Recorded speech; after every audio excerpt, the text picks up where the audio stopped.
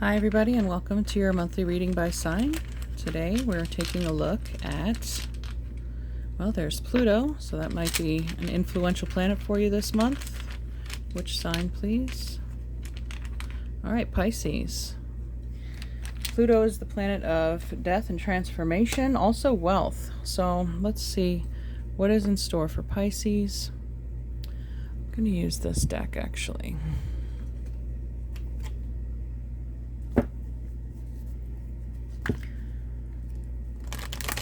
Pluto rules Scorpio, of course, your sister sign. We do have this rare blue moon at the end of August on the 30th, and I believe those effects are going to linger through the beginning of September. September 3rd, we have Venus going direct, and then, of course, the 15th of September, we have Mercury going direct, and the new moon in Leo, sidereal Leo. So that'll be on the 15th, as well as the beginning of a new Hebrew New Year. The 15th through the 17th, they celebrate that. And then finally, we have the full moon in your sign, Pisces, at the end of the month on the 29th. So let's see what Pisces can expect. Okay, the Two of Flames came out right away. Vision. All right. What else for Pisces, please?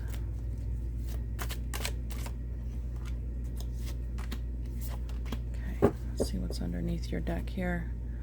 The Sage of Crystals. All right, so that's the Queen of Coins, Queen of Materials. Beautiful lush garden there. I love the lotus flowers blooming from the lake.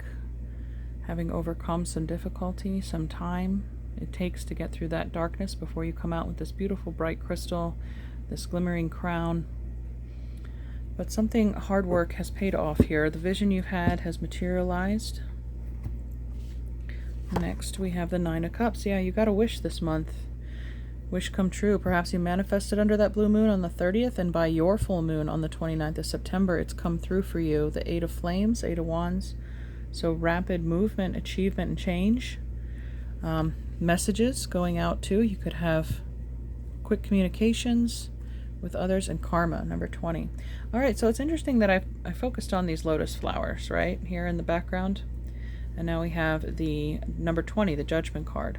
So you'll reap what you sow, basically. All of these seeds that you've sown in the Eight of Wands, all of the words that you've spoken to the universe, you've nurtured them, you've given them your attention, your energy, and now this is what you're getting in return. You're getting a blessing, you're getting this reward in the Nine of Cups, and the lotus flower blooming on top. You're coming out on top, clean and beautiful, regardless of the mud that you may have been dragged through in recent times. That's what the transformation of Pluto is bringing you to. It's bringing you a blessing of this change in direction. You chose the correct path, whatever it was. Okay, let's see your Queen of the Moon card. We have Blossoming, the Flower Moon, number 33. That's a master number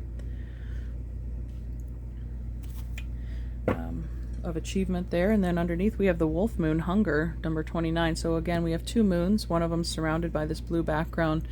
If you're watching this before the blue moon on the 30th of August, I recommend highly that you put your wish in, you put your manifestations, your energy, and speak it into this this crystal here, into your whatever vessel you use, physically or metaphorically. But this hunger, this drive, this motivation, perhaps you had recently hit a rock bottom, and that's what the bottom of the muddy lotus pond is.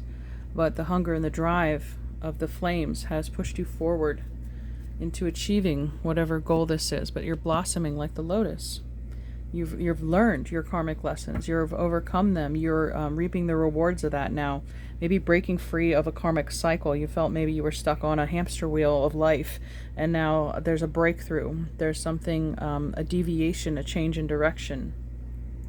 So the Blossoming card says, do not give up. You have planned for this. Take no notice of what others think or say about you. Open and rise. Someone around you may be jealous of your success. Mark your victories. The quote here is, I joyfully blossom and I feel no fear.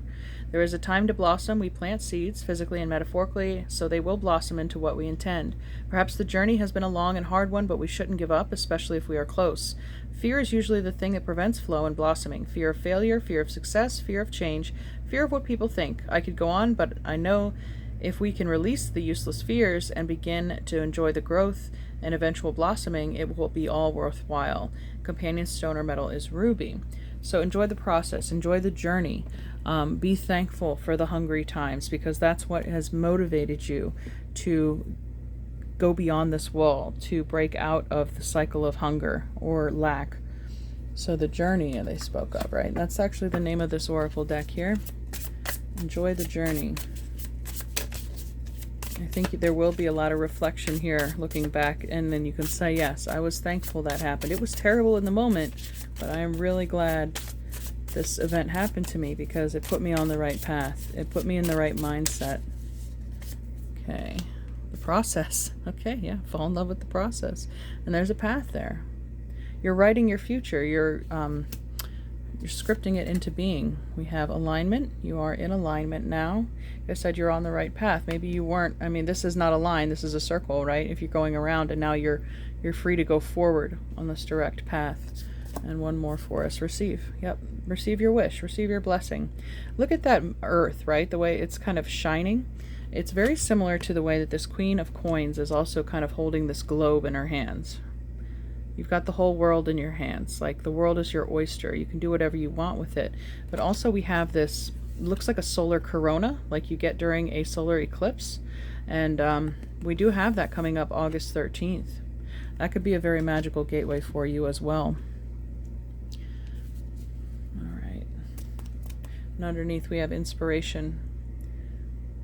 Okay, again, like I said, following your sight, your vision became a reality. We have two eyes here. I don't know if you can see, hopefully, in the background.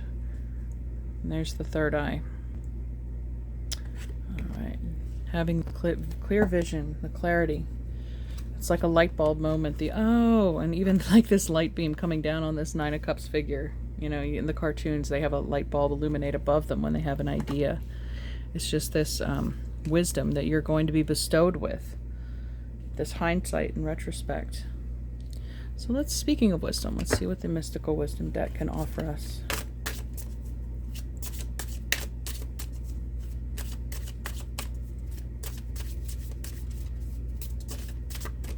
Okay. Money. Find a way to abundance. Well, part of your manifestation may have to do with money. Mastering, like I said, the realm of finance with the Queen of Coins there. It's very possible that money is looking good for you. And then we have underneath intuition. Trust your intuition. And I always love this card because the unicorn horn is like growing out of her third eye, which denotes to me a very powerful, attuned, aligned third eye, as I illustrated with the Two of Flames card there. Wonderful. Okay, it's all very magical. Let's see your making magic cards here.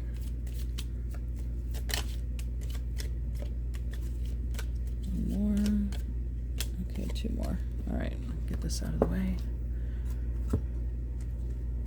Insight, open the third eye to strengthen intuition, so that could be a clue too. If you're working on your chakras, spending more time aligning with that, putting the energy, and look at the deep blue indigo here of the Karma card too, for the third eye, or the throat. And then we have triple spiral, listening to divine wisdom and joyfully learning life's lessons. Yeah, breaking that wheel, that cycle of karma. It's done. Wishes come true, rapid achievement of your dreams and wishes. Nine of Cups. And the triple moon, embracing all aspects of yourself, the divine and the earthly. Yeah, that's part of the process. Discovering that you're a divine being in a human body, that you're here to experience, to grow, to learn about your power as a creator. Get a rose oracle for you.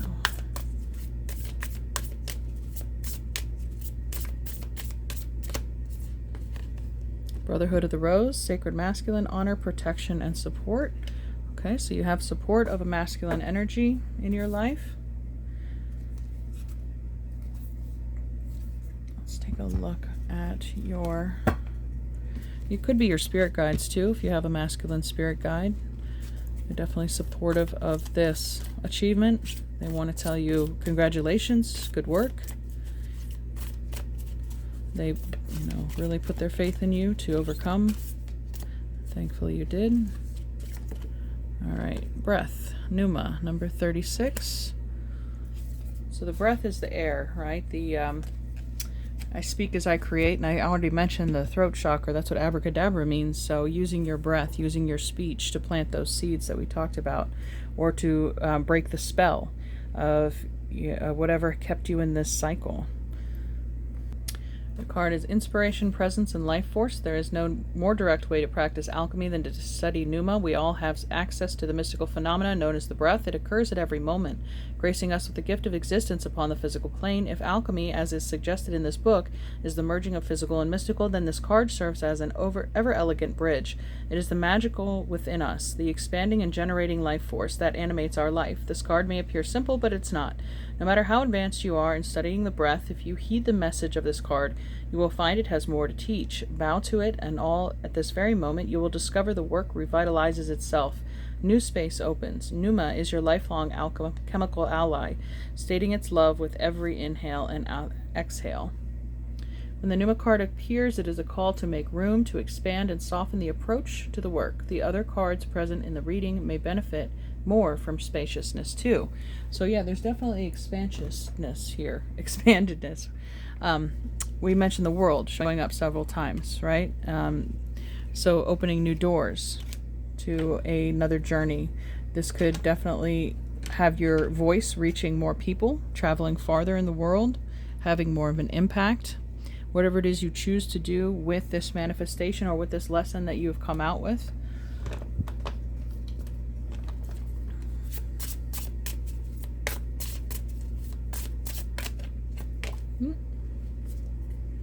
House 3, learning, childhood relations, rational mind, and communication. So this is Gemini, and Gemini rules the lungs, which is our breath, right? And Gemini and Virgo, the season we're in, is ruled by Mercury. So Mercury is the magician, the ability to change. Everything that you speak has the power to impact changes in your life or to affect change in your life. And here we have conjunction, a union, merging, and coming together. So that is the new moon, the sun and the moon coming together. The 15th of the month, that powerful new moon, new year in some cultures, can be utilized as to our benefit. This is most certainly a new beginning for you after a recent victory. Let's see which our ancestors have. The drum, dream and journey. Okay, well, you're good at that. You rule the dream world, Pisces. It has to do with your third eye and your vision as well. Summer, bask in joy and light. Okay, some of us are still in the season of summer. I guess the autumn equinox is September 23rd. So this could be the height of summer or the culmination, the end point that we have seen things mature. All right, underneath the deck we do have the moon again, so take a note of intuitive messages. We had the full moon here in the blossoming card as well, and the full moon with the wolf, the hunger. All right, so it has to do with divine timing too. Again, there's some things you couldn't see or understand until a certain point in time, or until a certain pattern was broken or a lesson was learned.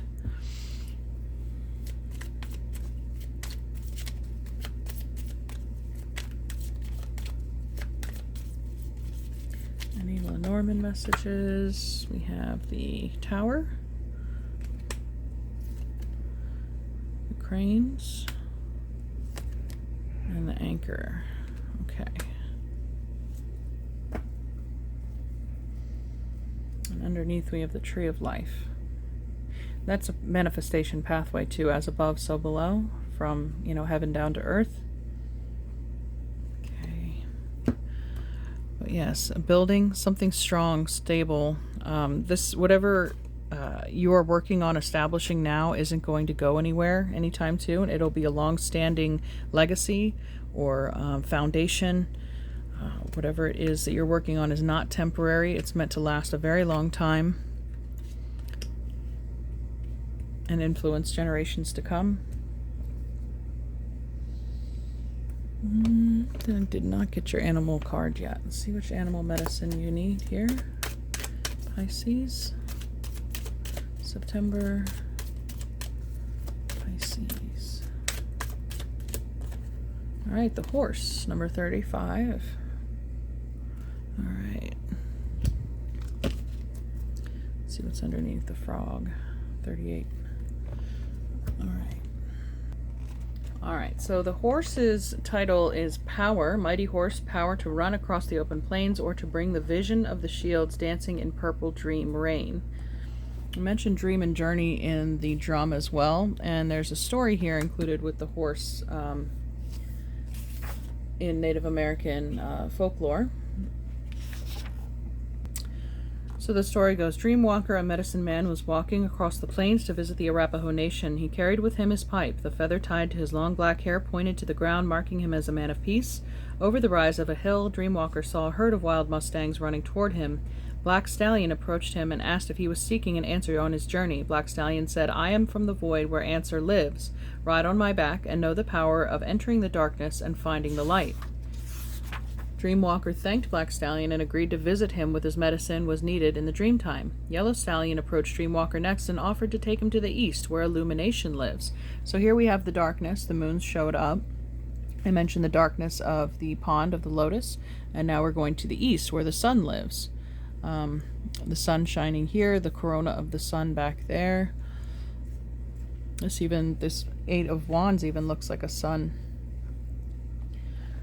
So, Dreamwalker could share the answers he found there to teach and illuminate others. Once again, Dreamwalker thanked Yellow Stallion and said he would use these gifts of power on his journey.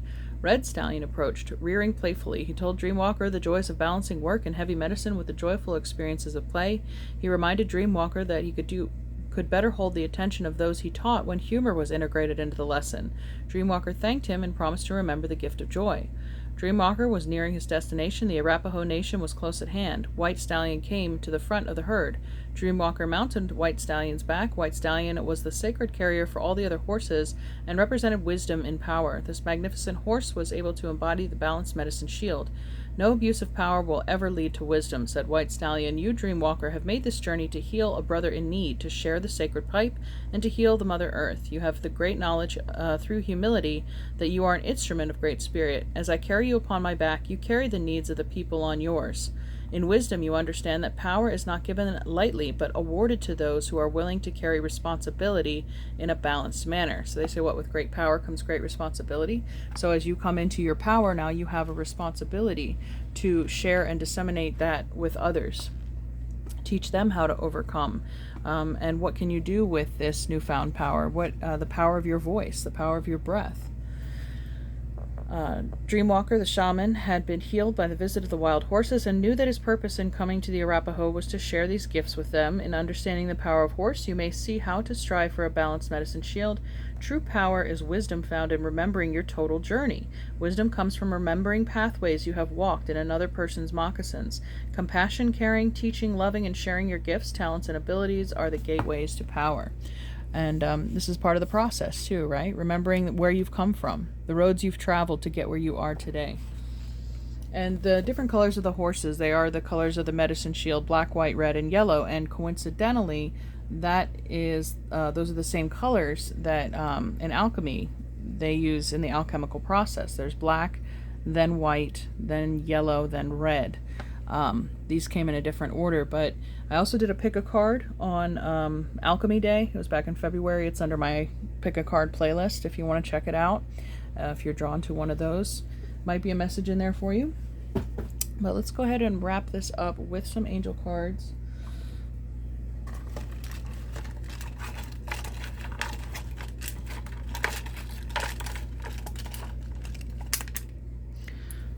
We have obedience. Okay, that has to do with the timing of things. Again, you can't go when the light is red. This is your reward for obeying the rules of Saturn, of karma, having to learn the lesson. Presence. Understanding, so that has to go with the wisdom as well, the learning. And then the resilience, bouncing back from a difficult period. Let me get a couple more.